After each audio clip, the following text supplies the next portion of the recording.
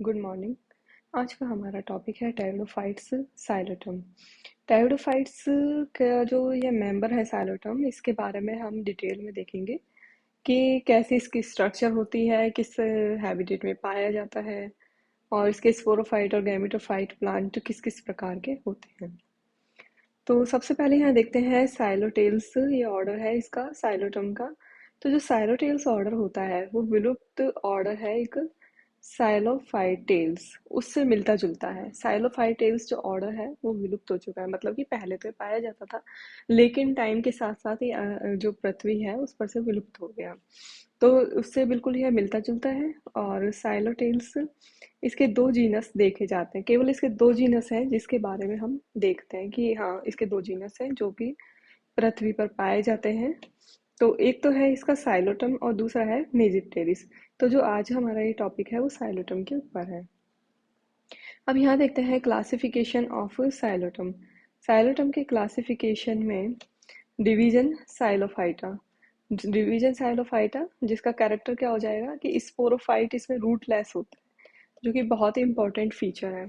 साइलोफाइटा जो डिवीजन है उसका कैरेक्टरिस्टिक फीचर कह सकते हैं कि जो इसका स्पोरोफाइट होगा उसमें रूट नहीं पाई जाती है। तो अब यहाँ पे जो स्पोरोफाइट होता है इसमें क्या मिलता है, राइजोम पाया जाता है। राइजोम का मतलब अंडरग्राउंड स्टेम जैसी स्ट्रक्चर पाई जाएगी और एरियल स्टेम में डिफरेंशिएटेड होता है। तो आधा तो ये है अंडरग्राउंड स्ट्रक्चर राइजोम कहलाएगी और जो ऊपर वाला हिस्सा है एरियल स्टेम उसमें यह डिफरेंशिएटेड होता है। तो ये इसके कुछ कैरेक्टरिस्टिक फीचर्स हैं। और इसके अलावा जो इसकी क्लास है वो साइलोटॉप्सीडा होती है, ऑर्डर इसका साइलोटेल्स और फैमिली साइलोटेसी और जीनस साइलोटम। तो यह इस प्रकार से इसमें पाया जाता है। अब यहाँ देखते हैं डिस्ट्रीब्यूशन एंड हैबिटेट। डिस्ट्रीब्यूशन और हैबिटेट में हम यह देखते हैं कि जो साइलोटम है उसकी दो स्पीसीज पाई जाती है। एक तो है साइलोटम न्यूडम जिसको शीतोष्ण और उष्ण कटिबंधीय प्रदेशों में यह पाया जाता है। ज़्यादा छाया नमी ह्यूमस में यह ग्रो करता है, मतलब छायादार जो रीजन होंगे उनमें यह ग्रो करेगा। जबकि दूसरा है साइलोटम फ्लैक्सीडम। साइलोटम फ्लैक्सीडम एपिफाइट होता है। एपिफाइट का मतलब ऐसे पादप जो दूसरे प्लांट के ऊपर ग्रो करते हैं। तो दूसरे प्लांट के ऊपर ये ग्रो करेगा, जैसे खजूर फर्न इनके ऊपर यह ग्रो करता है। अब यहाँ पर देखते हैं life cycle of Psilotum. Psilotum का जीवन चक्र किस प्रकार से होता है। तो सबसे पहले यहाँ है डिप्लॉयड स्पोरोफाइट और हैप्लॉयड गैमेटोफाइट के बीच आल्टरनेशन पाया जाता है। जो स्पोरोफाइट होता है वो डिप्लॉयड होगा और जो गैमेटोफाइट होगा वो हैप्लॉयड होता है। तो उनके बीच में अल्टरनेशन यहाँ पर देखी जाती है। तो साइलोटम यहाँ पे सबसे पहले साइलोटम का यहाँ पर स्पोरोफाइट देखते हैं। तो स्पोरोफाइट में हम ये देखते हैं सबसे पहले इसकी मॉर्फोलॉजी या बाह्य लक्षण की, बाहर से जो जब इस पादप को देखते हैं तो वो किस प्रकार का दिखाई देता है। तो स्पोरोफाइट प्लांट तीन भागों में विभेदित होता है। पहला है भूमिगत प्रकंद राइजोम, दूसरा है वायवीय प्रवाह एरियल स्टेम और तीसरा है लीव्स पत्तियां। तो जब हम साइलोटम के स्पोरोफाइट की बात करेंगे तो इसमें रूट कंप्लीटली एब्सेंट होगी। उसकी जगह क्या पाया जाता है, राइजोम पाया जाता है। राइजोम के ऊपर की तरफ एरियल स्टेम होगा जो इसका वायवीय भाग होगा और उसके ऊपर पत्तियां इसमें पाई जाएगी। तो सबसे पहला देखते हैं राइजोम। राइजोम कैसा होगा, भूमिगत बेलनाकार श्यान द्विभाजी शाखित इस तरह से ये पाया जाता है, जमीन के अंदर मिलेगा। और राइजोइड प्रेजेंट रहते हैं इसके ऊपर। हम्म, राइजोइड पाए जाएंगे, रूट तो एब्सेंट है लेकिन राइजोइड यहाँ पर पाई जाती है। और राइजोइड का काम क्या होता है, absorption of nutrients water and fixation of plant. तो ये दो इसके काम हो गए, एक तो एब्जॉर्प्शन करना न्यूट्रिशन का और दूसरा क्या हो गया, फिक्सेशन करना, जमीन के अंदर फिक्स रखना प्लांट को। फिर देखते हैं राइजोइड। राइजोइड में क्या होता है, क्यूटीन युक्त कोशिकाएं पाई जाती है और इसके अलावा इसमें माइकोराइजा पाया जाता है। तो ये इसका जो भूमिगत प्रकंद या राइजोम है उसके कैरेक्टर्स है। तो ये कुछ इस तरह की स्ट्रक्चर इसमें पाई जाती है। जैसे यहाँ पे देखते हैं कि ये वाला जो रीजन है ये तो क्या हो गया इसका राइजोम, जो कि जमीन के अंदर पाया जाएगा और इसमें छोटे छोटे राइजोइड्स पाए जाएंगे, ये राइजोम कहलाएगा। और ये जो ऊपर वायवीय पार्ट है यहाँ से यहाँ तक ये इसका एरियल एरियल शूट कहलाएगा। एरियल शूट के ऊपर ही छोटी छोटी पत्तियां इस पर पाई जाती हैं और एरियल ब्रांचेज इसकी उपस्थित हैं। इसी तरह से ये एरियल ब्रांच का एक कटिंग ली हुई है और उसकी स्ट्रक्चर दिखाई हुई है कि एरियल ब्रांच में किस प्रकार से स्केल, ये वाली स्ट्रक्चर तो स्केल हो गई, और ये सिनेजिया इस तरह से पाए जाते हैं। तो अब यह देखते हैं दूसरा, एरियल शूट और वायवीय तना।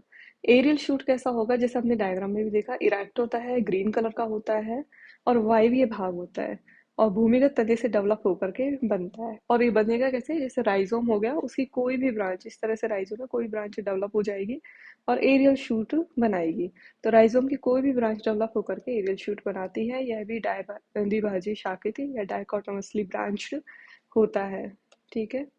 फिर इसके बाद तीसरा देखते हैं पत्तियां। पत्तियां कैसी होती है, ओवल शेप या सूच्याकार, छोटे छोटे साइज की होंगी और इनमें शिराएं अनुपस्थित होती है।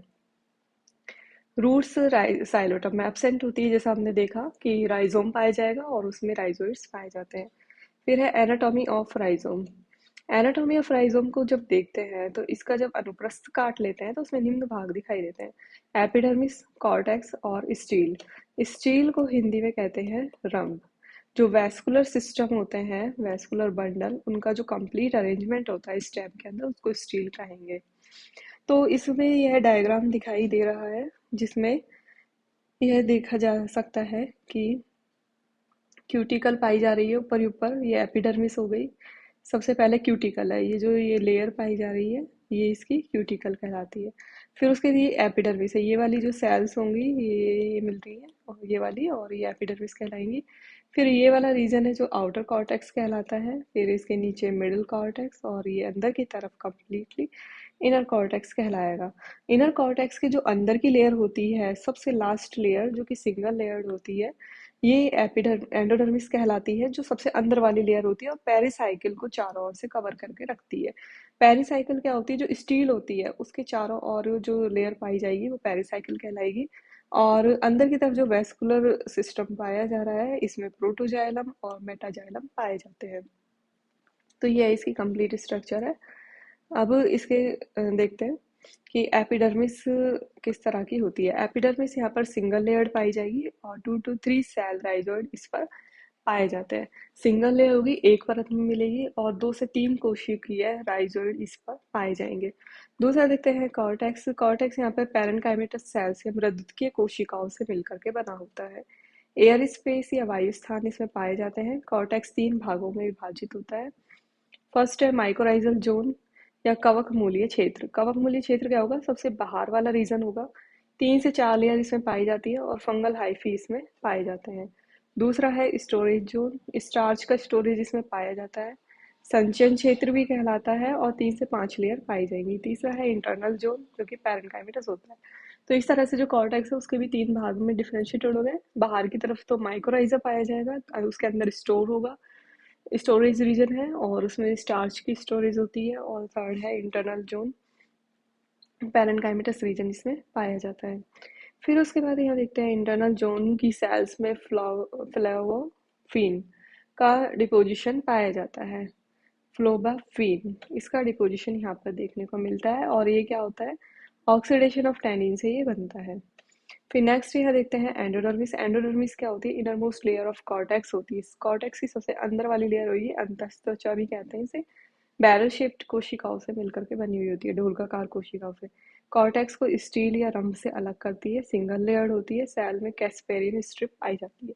जब हम एंडोडर्मिस देखते हैं रूट की या फिर हायर प्लांट्स में, या जैसे इसके राइजोम में भी हम देख रहे हैं, तो उसमें कैस्पेरियन स्ट्रिप्स पाई जाएंगी। कैस्पेरियन स्ट्रिप्स क्या होती है, ring like cell wall modification in the root endodermis of vascular. एक स्ट्रिप्स पाई जाएंगी जिसके थ्रू वाटर का कंडक्शन होता है। एंडोडर्मिस के थ्रू क्या होगा, जैसे बाहर से, बाहर की कोशिकाओं से अंदर जो कोशिकाएं पाई जाएंगी वैस्कुलर बंडल में, उनके अंदर वाटर कंडक्शन, न्यूट्रिशन कंडक्शन इसके ये काम आती है।